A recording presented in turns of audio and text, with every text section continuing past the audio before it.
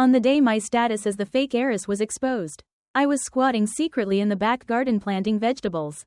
The moment I heard the butler calling me downstairs, saying relatives had come to claim someone, the small trowel in my hand clanked to the ground. Had they discovered that I'd been stealing soil to grow crops? It wasn't until I learned that someone had brought an official DNA test result to the door and declared herself the real heiress that I finally breathed a sigh of relief. After years of practicing piano, studying etiquette, and pretending to be a refined young lady, I could finally swing my hoe openly and sow seeds. I pinched my thigh, forced out 2 teardrops, hugged my treasure box full of seeds, and happily rolled back to the countryside. I had just finished tidying up the old ancestral tile house, ready to turn it into my dream vegetable garden, when the roar of an engine suddenly tore through the entrance of the village. Ko Min Than, my childhood sweetheart and lifelong nemesis, stood leaning against a Maybach in an expensive suit, lazily twirling a diamond engagement ring on his finger as he asked, "Tiu man, do you need a husband?" Good grief, I only wanted to live peacefully as a proper farmer. I was sticking my backside in the air, crawling through the rose garden. Several potatoes wrapped in a silk handkerchief kept rubbing painfully against my thigh. A silver ice cream spoon had already helped me dig my 3rd hole. And the mist blue silk pajamas I was wearing were so smeared with mud they were unrecognizable. Second miss, Butler Tran's shrill voice made me jump. The potato I had just buried immediately rolled away to the base of Rosebush L14. "Madam is looking for you. Uncle Tran, please help me put away the potatoes. I'll change clothes and come right away."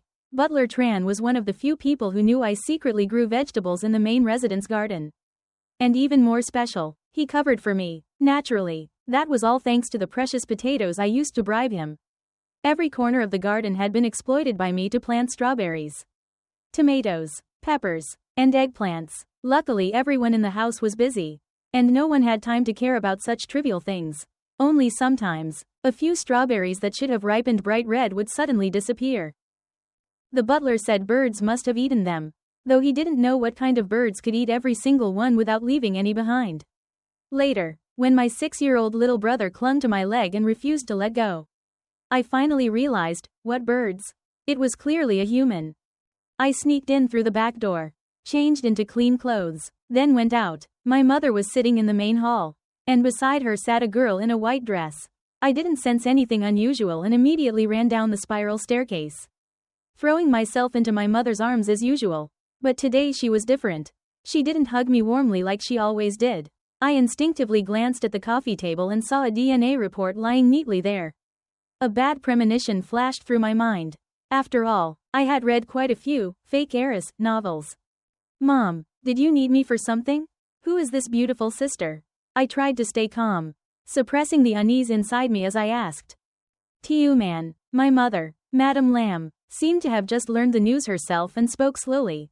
You and a man were switched when you were little."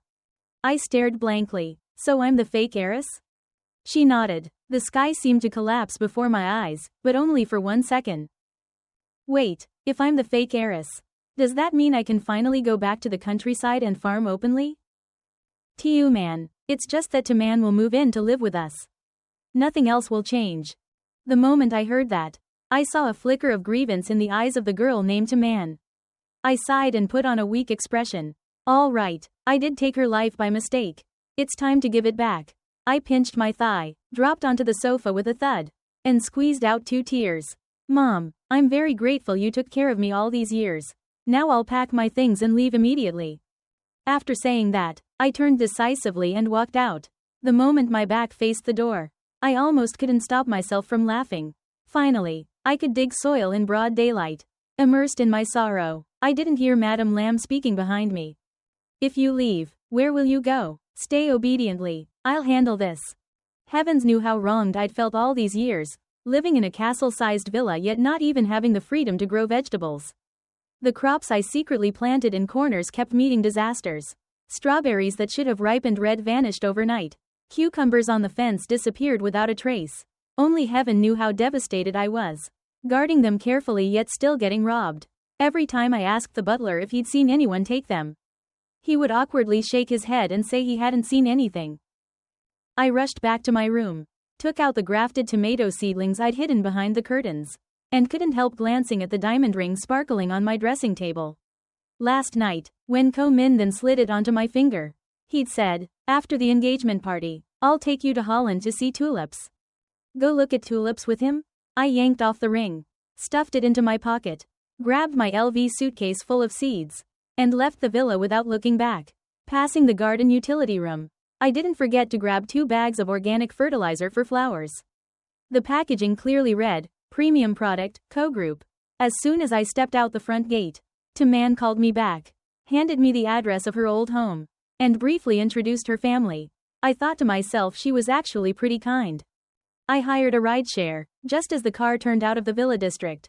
A figure suddenly blocked the road.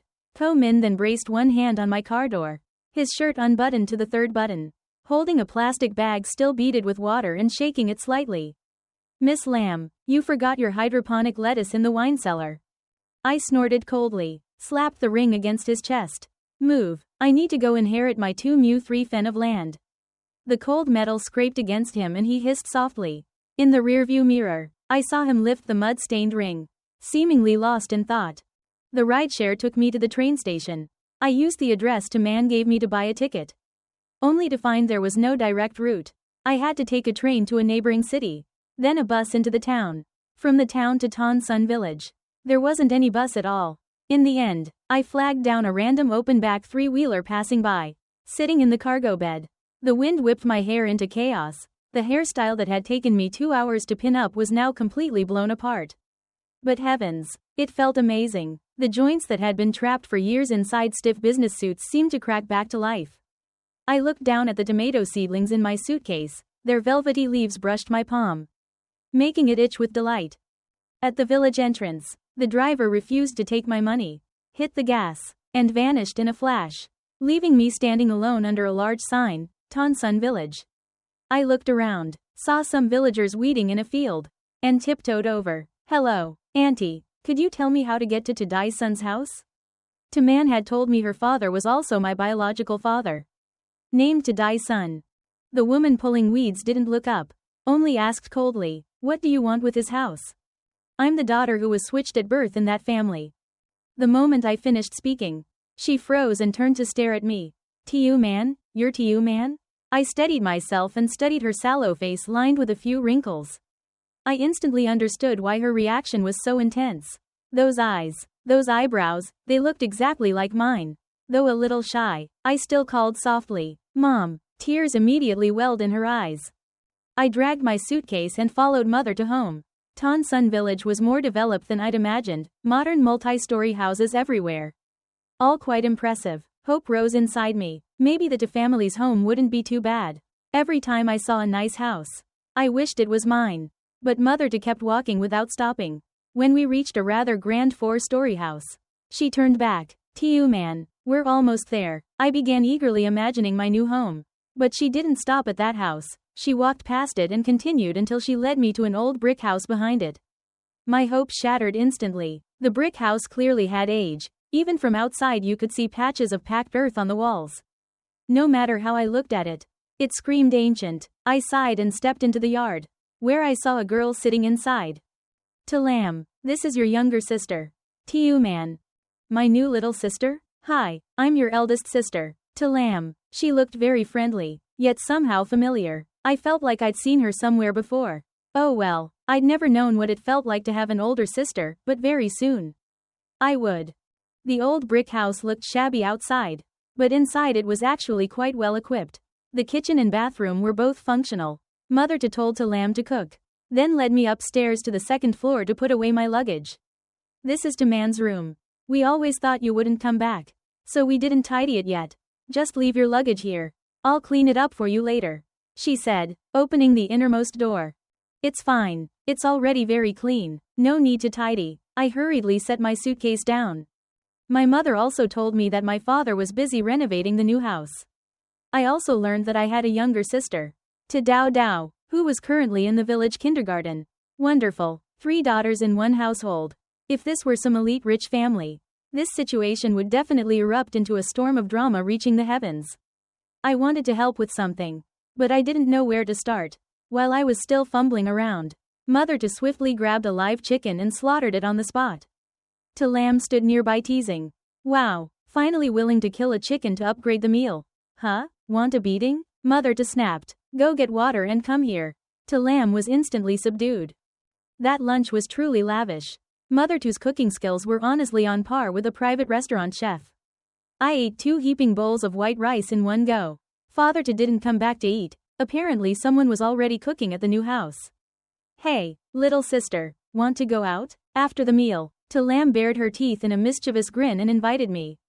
Sure, I nodded immediately. The place she took me was up in the mountains.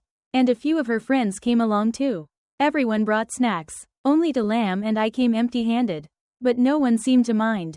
We set up a riverside barbecue picnic, eating and chatting noisily, and I couldn't believe how quickly I fit in. I never imagined life could be this relaxed and comfortable. Clearly, I wasn't born to live among the elite with all their delicate formalities. That evening, I unexpectedly received a call from Madame Lamb asking why I still hadn't come home. I replied that I had gone home. But she only snorted and said, "All right, after you've played for a few days. Come back quickly," then hung up without giving me a chance to explain that I wasn't on vacation. A few days later, I had completely integrated into the To family. Father To was very gentle, and To Dao Dao was just as mischievous as Lamb Dodo from the Lamb household. When she heard I was staying in To Man's room, she puffed up in displeasure and said I'd ruined her dream of having her own room. But when I braided her hair into a beautiful play, she softened instantly. Still, when I took out the forgotten tomato seedlings from my suitcase and planned to plant them, everyone stared at me like I was an alien. Where did you get these tomato plants? They look like they're about to die. To Lamb frowned. I grew them myself. I got carried away having fun these past few days and forgot about them. Can I plant them in that empty patch? I pointed to a corner of the yard that had clearly been used for planting before. Plant them if you want. But they look like this already, can they even survive? Mother To hesitated. I sprang up and slicked back my hair dramatically. Don't doubt my skills. You want a hoe? Only then did Mother To realize I was serious and hurried to fetch one to loosen the soil for me. I said I could do it myself. But no one believed me. Did I really look that fragile? After planting, I sprinkled fertilizer I'd also brought from the Lamb household and watered them carefully. When I finished and was about to rest, I saw To Lamb standing beside me, staring thoughtfully at the seedlings. Just then, the sound of a car engine came from afar and stopped right outside the yard. Who's so generous they drove a supercar into the village? To Lamb dragged me along to watch the excitement. The Maybach door swung open. Ko Min then stepped out in a suit, one hand braced on the door, the other holding up a sparkling diamond ring toward me. "Tiu man, do you need a husband?" His teasing voice rang out. I ground my teeth, about to react, when loud laughter erupted beside me. To Lamb's villagers began gathering to watch. I hurriedly grabbed Ko Min Then's tie and dragged him into the yard. Once Ko Min Then arrived, he simply refused to leave, officially settling into the To household. Every day his secretary brought documents for him to sign at home. During the day he followed us to the fields to work. At night he squeezed into the storage room to handle company business. Mother To cleared out the storage room for him to stay in. Yet this pampered young master didn't complain once. The town had a periodic market. Every market day, the whole family woke before dawn, went to the fields to harvest vegetables, then took them to sell. The small three-wheeler was piled high with produce. Father To drove ahead. And since it could only carry 2 people, Mother To went along too. That left only one small electric scooter at home. Yet To Lamb, To Dao Dao, and I all wanted to go to the market. "Little sis, be good. Tell me what you want and I'll buy it for you. Don't come with us, okay?" To Lamb tried negotiating. Instantly, earth-shaking wailing broke out. All right, brother-in-law will take you." Ko Min then stepped in to rescue the situation. The crying stopped at once. To Dao Dao lunged forward and hugged his leg. "Brother-in-law, I want to ride your car." To Lamb glared at her. "You little schemer." Looking at that beaming face, no one would believe she'd just been bawling moments ago. If there weren't still tears on her cheeks, it would have been impossible to tell. Wait, what had she just called him? Brother-in-law? What brother-in-law? Who's your brother-in-law? Don't call people that randomly, I said sternly, but no one paid attention. Ko Min then lifted To Dao Dao into the vehicle. And she didn't forget to make faces at us. "You two coming or not?" he asked over his shoulder. "Of course. Free driver, why wouldn't we go?" I pulled To Lamb up with me. At the town, Ko Min then took to Dao Dao shopping while To Lam and I helped our parents set up the stall. To Lam had a mild obsessive streak about symmetry. She had to arrange the vegetables neatly before she felt at ease. But thanks to that, our stall looked far tidier and more eye-catching than the others. It was still early, and there weren't many shoppers yet, mostly vendors arriving ahead of time to set up. Father and Mother urged us to go buy something to eat and even tried to stuff money into our hands. While we were pushing it back and forth, Ko Min then appeared carrying breakfast. Behind him, To Dao Dao followed happily, clutching 2 Barbie dolls. After breakfast, customers started pouring in. Some of us handled money. Some weighed produce. We were all scrambling. I slipped away to use the restroom. And when I came back, I saw our stall surrounded by a crowd. What's going on? I asked To Lam. She jerked her chin toward Ko Min then. It's because of him. A bunch of young girls came to buy vegetables and ask for his contact. If you're buying vegetables, just buy vegetables. Why ask for his contact? Out of 10 people, 8 asked for it. Luckily, Ko Min then had some sense and quickly explained. I'm already the son-in-law of this family. The auntie selling next door laughed cheerfully. Old too. Your son-in-law is really popular. Father To just smiled kindly and said nothing. Thanks to Ko Min then, the cart of vegetables sold out early. We bought boxed lunches and ate behind the stall, taking turns so business wouldn't be affected. Just as we were packing up to leave, someone suddenly appeared. To Man. Second sister. To Dao Dao recognized her first. Don't call me second sister. I'm not related to you. To Man replied coldly. The atmosphere instantly sank. To Dao Dao pursed her lips. About to cry, I quickly hugged her. Your second sister is right here. Why are you yelling? You scared her. We don't even want you as our second sister. To Lam snapped back. I had once thought To Man was kind when she left the Lam household and even gave me the 2 families' address, enthusiastically telling me about them. Now it seemed I'd misjudged her. Brother Min then, when are we holding our engagement ceremony? To Man, no. Lam Man turned and asked pitifully. Ko Min then frowned. What engagement ceremony? Yours and mine. I'm the real heiress of the Lam family. The one engaged to you should be me. Not that fake Lam to you man. Ko Min then's face turned cold. Who said I'm engaged to you? Are you delusional? I don't even know you. But I'm the real heiress. The Lam and Co families have a marriage agreement. She kept trying to cling on. Who told you there was such an agreement? He said, raising a brow, voice icy.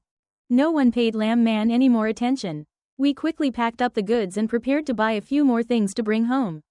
The whole time, she never once asked about her adoptive parents, the people who had raised her for over 20 years. Although Father and Mother looked a little sad, they soon recovered. I checked the celestial signs. Tonight is perfect for barbecue. To Lam said seriously, as if she'd just finished reading a horoscope. Good, barbecue tonight. I'll go buy ingredients. Father To immediately agreed. We split up to shop. Whenever I saw something tasty, I tossed it in until the trunk of the Maybach was stuffed full.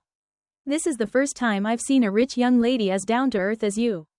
To Lam marveled, watching me bargain like a seasoned trader. Aren't I the fake one? I laughed. Don't be sad, she said, patting my shoulder comfortingly. Do I look sad to you? I asked. Huh, you really don't. She scratched her head awkwardly and laughed too. I suggested she invite more friends to join the barbecue. Only then did she remember and hurriedly text them. Luckily the yard was big enough. Otherwise with so many people we wouldn't have known where to seat everyone. To Lam's friends arrived in droves. Most of them people I'd met when going into the mountains with her, young folks who had returned to the countryside to start businesses. They helped grill meat while complaining about the fast pace of city life and analyzing how bleak the job market outside was. Listening to them, I thought to myself they were probably recent graduates who couldn't find jobs and had come back home to loaf around. Only much later did I realize how wrong I'd been. Everyone arrived early, and no one came empty-handed. The moment they stepped in, they got to work, some washing vegetables, some slicing meat, some lighting the fire, dividing tasks smoothly and efficiently. The barbecue pit had been built temporarily from bricks, arranged in a long line with a wide gap in the middle for charcoal. On top were grills and metal plates. Anyone who wanted something just cooked it themselves. It was lively and warm.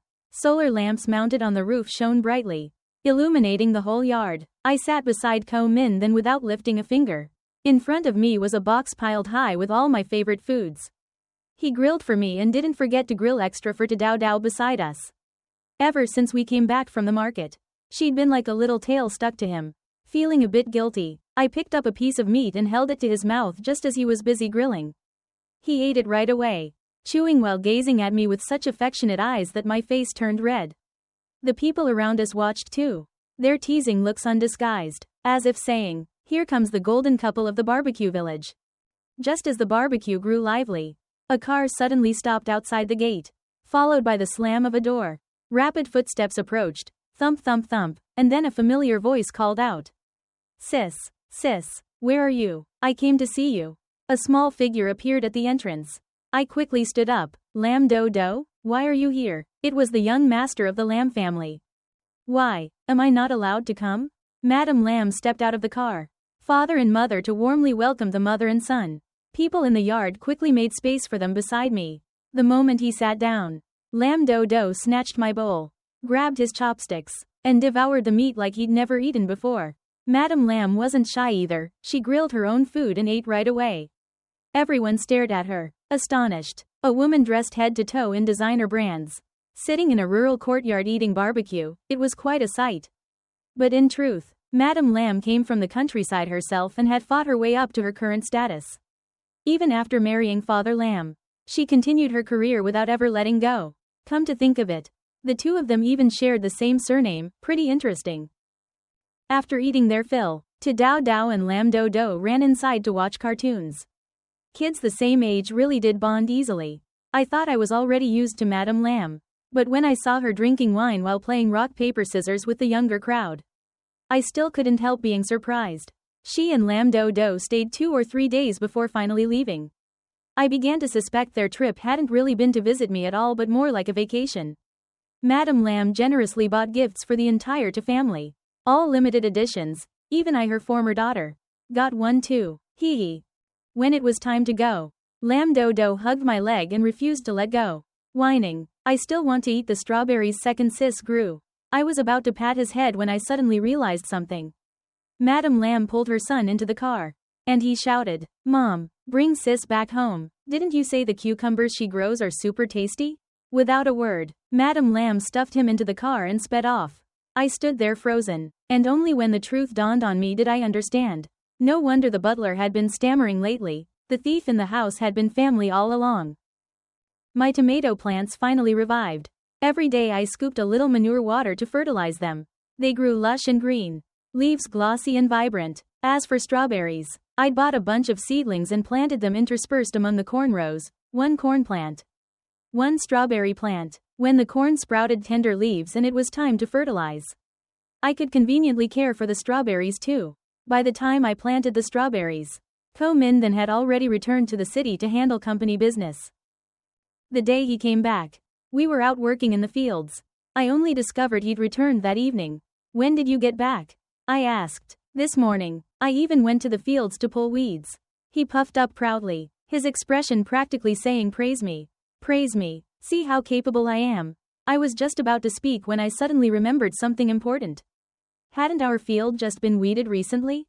Don't tell me he'd pulled out someone's crops by mistake? But then again, it couldn't be that bad, could it? It had been so long, surely he wouldn't still mix up the plots. Carefully, I asked, "Which field did you weed?"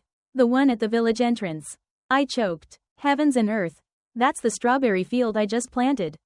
The whole family had to stay up all night, lights on, replanting the strawberry patch. The seedlings he'd pulled up had lain in the sun all day. No one knew if they'd survive. Realizing he'd caused a disaster, Ko-min then acted like a scolded puppy, trailing behind me gloomily and apologizing non-stop. I was so mad I wouldn't even glance at him. That night everyone came one by one to persuade me to let it go. Lamb was the last to speak, and I still said only one thing: I'm not blaming him. It's not that serious. It's not like he can replant a husband and fix it. Lamb sighed. "But have you told him you're not mad? I think he still believes you are." Her words rang like a bell in my head. I found Ko-min then reviewing documents. The moment he saw me, he smiled and started apologizing again. I just smiled and repeated to him what I'd told Lamb. The instant he realized I wasn't angry, he leaned over and kissed my cheek. I hadn't even reacted yet when I turned my head and my lips brushed something soft. We were both adults. The air instantly turned ambiguous. By the time we finally parted, I was panting, my lips slightly swollen. When are you leaving? I asked. Leaving? I'm not going anywhere. My wife is here. Where would I go? If I stay here my whole life, will you stay here your whole life too? What about your company? I can work remotely. Don't you need me anymore? You should go back and focus on your work. I'm here. I'm not running anywhere. Ever since he chased me all the way to the house, I'd understood my own heart. I couldn't let him go. But I also didn't want to hold back his future. Everyone thought I hadn't given Ko-min then a proper status.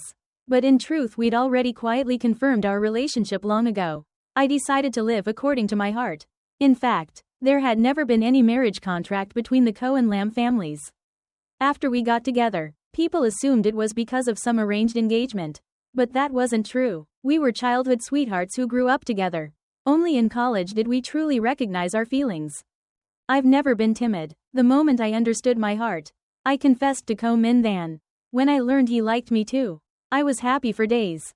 After that, everything fell naturally into place. When he left the house, an odd emptiness filled me. I stood in the yard staring blankly at the tomato plants blooming with flowers. Seeing me like that, Dao Dao asked, "Second sis, what's wrong? Your second sister's lovesick." Lam teased from the side. "Mom, second sis is sick. Take her to the hospital." Dao Dao hadn't even finished before I covered her mouth. "Dao Dao, don't listen to your big sister. I'm not sick." I coaxed her until she nodded. Suddenly her eyes lit up. "Brother-in-law." I turned and saw the person I'd been longing for standing at the front gate. Ko-min then had come back again. He brought my favorite cake. Of course there was a share for everyone. Lam took a bite and sighed. "See? The land really does have its logic." My slice was chestnut flavor. He bought one for everyone except himself. So I reluctantly fed him a bite. "Wow, this cake is really sweet. Dao Dao, come on, let's go eat outside." Lam pulled Dao Dao away, deliberately leaving space for the two of us. Just then Father Tu and Mother Tu returned. And Lam even stood in the yard and called loudly, "You're back? Brother-in-law's here again. He's inside with second sis." I could clearly tell she was plotting something. Father and Mother Tu were about to step inside but immediately stopped. "Oh right, we haven't fed the chickens yet. Let's go feed them first." Mother Tu tugged Father Tu back the way they came. "Mom, Dad, come wash your hands and eat cake." Min then bought it. I hurried out to call them. Honestly, did I look like the kind of person who would do anything improper in broad daylight at home? At most we just held hands. After that, Ko-min then leased an entire small village near the town. Most of the residents there were elderly people and children. He wanted to invest in transforming it into an eco-tourism village. He had only just returned when he left again to meet with local officials. With government support, everything moved quickly, funding was approved, and construction progressed smoothly. To make the planning effective, he gathered opinions from many sides. When Lam's friends came to the house to discuss renovation plans, I finally realized they were actually a very capable group of young people. All graduates from prestigious universities. They hadn't come back to the countryside because they were unemployed, they had truly returned out of a desire to build their hometown. Of course, there were also people who came back just to loaf around. Among them were architecture majors, photography majors, and IT specialists. The tourism village project not only attracted young people but also drew many middle-aged workers back from the cities. They became the backbone of rebuilding the village, real farmers in every sense. Ko-min then grew busier and busier. And I wasn't idle either. Because the fruits ripened at different times. Father Tu was busy decorating the new house, while I Lam and Mother Tu harvested crops and took them to market. After each harvest, the soil was improved and replanted. Luckily, machinery helped. Lam drove the tractor in one loop and the entire field was handled. In less than a day, the vegetable plot was covered with neat rows of fresh green seedlings. Among the corn rows, the strawberries I'd planted began to bloom. To control yield, I pruned them regularly. If too many fruits grew, they'd be small and not sweet. Before the corn even formed ears, the strawberries had already ripened, bright red, juicy, and intensely sweet. I dragged Lam to pick some and take them to the town market as a test. At first I worried the price was too high and no one would buy. But the moment customers saw them, they purchased immediately without bargaining. Dao Dao brought strawberries to share with her classmates and received endless praise. From then on, every day after school she strutted home like a proud little peacock. The tomatoes in the yard had also begun to bear fruit. the first ones starting to change color.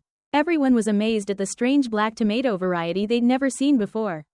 That was a strain I had spent a long time researching and cultivating before finally succeeding. The new house was basically finished too. The happiest person was to Dao Dao, because she finally had her own room. I heard the house had even prepared an extra room for Ko Min Than, which truly surprised me. Unexpectedly, he blushed and stammered, "Uncle, Auntie, actually you don't need to prepare a room for me. I can just stay in Tiu Man's room." He'd lived with the Ta family so long he'd gotten bolder and dared to say that outright. Not afraid of being scolded. Who would have thought Father Tu and Mother Tu cheerfully agreed? "That works. Sooner or later you'll be living together anyway. That room can be saved for your future children." My imagination nearly exploded. I waved my hands quickly. No, save it for Big Sis's kids instead." Mother Tu smiled gently. "No need. Your sister doesn't plan to marry. She's a devoted single lifestyle person." I stared wide-eyed at Ta Lam. She just nodded to confirm. The new rooms were only roughly arranged, and everything else would depend on personal taste. However you want to decorate, just tell me. I'll handle it. The more detailed, the better. Father Tu eagerly took on the job. After agreeing on the style, he got busy with construction again. Once the house was fully ready, the whole family cleaned it from top to bottom and picked an auspicious day to move in. A housewarming meant a banquet. The following days were busy but full of joy and laughter. When the housewarming feast was held, Madame Lam's entire family came, except for Lam Man. I heard she'd found herself a rich boyfriend and spent her days indulging in pleasure, ignoring anyone who tried to advise her. Madame Lam, seeing persuasion was useless. Let her be as long as she had enough money. Eating at our own home banquet. Everyone was satisfied. Eat whatever you wanted. No need for restraint. After the tourism village was completed, thanks to Ta Lam's friends promoting it on social media, the place attracted large numbers of visitors. Ko Min then officially handed all company affairs over to his older brother and settled down in the village with me to farm. I didn't just grow vegetables, I also leased several hills to plant fruit trees, apples, peaches, loquats, cherries, mandarins, basically, anything that could be grown. I tried. Even so, my favorite thing was still growing vegetables. Ko Min then constantly brought me all kinds of seeds, and I planted enthusiastically as if a whole new world had opened. Later I became obsessed with growing flowers too. The yard of the new house overflowed with blossoms, each season bursting into different colors. Dazzlingly beautiful. Ta Lam started making daily life vlogs, mainly to promote my orchard. Yes, I had built a pick-your-own fruit garden where visitors could experience harvesting and live slowly amid peaceful nature. Tan Sun Village gradually developed into a farm tourism model, and the Ta family became a famous model household throughout the village. When my farming career finally stabilized, Ko Min then proposed to me right in the middle of a rice field. He tied the ring around the neck of the lead duck. I was standing by the field's edge when I saw the duck wearing something shiny. So I caught it to check, and it turned out to be a ring. The moment I untied it, cheers erupted behind me. Ko Min then stood there holding a bouquet of wildflowers, kneeling on one knee in the middle of the field. Behind him stood our families and closest friends. We held our wedding during fruit season, when the air was fragrant with ripeness. To Dao Dao and Lam Do Do served as our flower girl and ring bearer. So what if I was a fake heiress? So what if someone else was the real one? I only wanted to live one life exactly the way I wished, without resentment. And without regret. That's the end of today's story. If you enjoyed it, please like the video, subscribe to China Story Tales, and stay tuned for more stories.